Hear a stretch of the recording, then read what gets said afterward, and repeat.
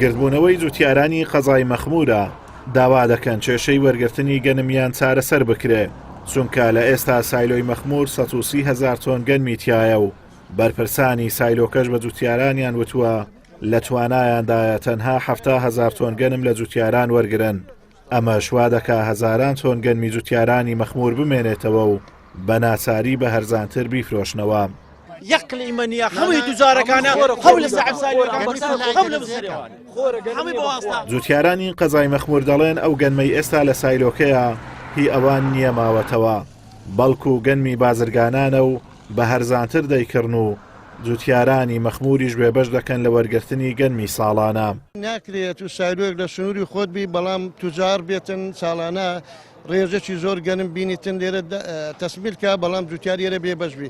یەک لە داواکاریەکانی ما داواکاری سادەیە ئەگەر حکوومەت دەستی ئەو خەڵک بازرگانە لێرانە ببڕیتن ئێمە دەنێن 100 ڕێژەی گەنم لێرە وەرجی لە جوتیاران. داوایەکی سادەیە نەمان گوتیە سیاسەتی کەتی ئابووری کوشتتوکاڵی لەمە بگۆڕی کە سیاسەتی برژەوازی هیچ لە بەرژۆندی کەتی کوشتتوکاڵی لە بەرژەوەندی هەژارandانە. شکلش سەر هەر سەرکیشمانەوەیەکە کەمەچەند سارە ئەوەی هاتە پێشمان توجاری هەولێر ینی گەنمی سووری گەنمی چەند سار لەوە پێش بە هەرزان دەکردنەوە لە مەغازن ئێستاکەەوە خەزن کرای معلوماتمانەیە دێن نەک سیارێک بە 100 سیارە دێم 60 و 70 تەنی بارکردە بەبێ سڕە بەبێ شتێک عبری ژۆرە دەبی پارەکە جوتیاری مەخموری چۆ لە بازوایە لە تەلعفر لە ڕەبیعە سیارێ بە 4 ملیۆن بە 5 ملیۆن گرتی تەسمیل کرایە و ئێستاکەش 130,000 گەنم مایە.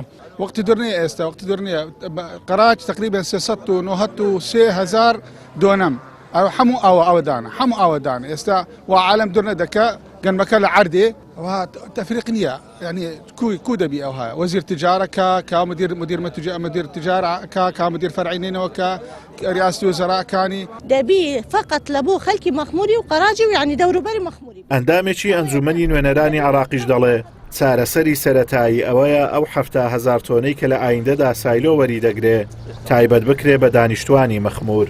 كشكا أو جوتيار كان حاليا يعني كشكل مبدئي يعني بشكل طارئ وسريع ببلا يكشار سرك هي حاليا أو هفتاطنا وكي مثلا معاون مدير قوتي أو مدير قسيكت قوتي مسي عابي هفتا 1000 طن ما هي دبي أو هفتا 1000 طن فقط لبو خلقي مخموري بي. لە ئێستادا وەرزی دروێنە لە قەزای مەخمور دەستی پێکردووە و نزیکەی 25,000 جوتیاری هەیە. ساڵانە نزیکەی 300,000 تۆن گەنم بەرهەم دەهێنن.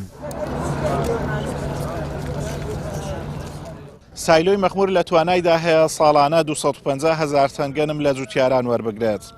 ساڵی ڕابردوو 115 گەنمی جوتیارانی قەزای مەخمور وەرنەگیراوە.